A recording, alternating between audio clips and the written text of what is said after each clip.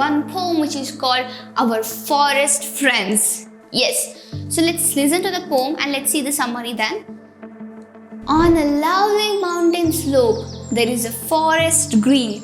It's full of green trees, the kind you have never seen. Tigers, birds and bears play among the trees. They live together here as and how they please. Monkeys, donkeys, rabbits and the gentle spotted deer, peacocks, doves and parrots all live here without a fear.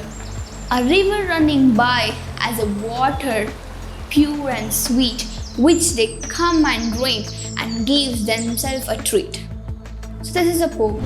In this poem, the poet trying to describe the beautiful nature of the forest.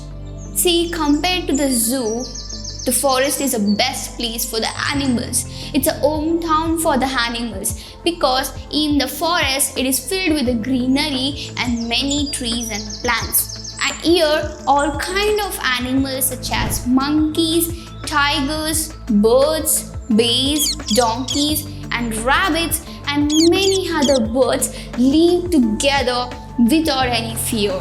And the river running by as water which is pure and sweet, where all the animals will drink this water and they will enjoy themselves.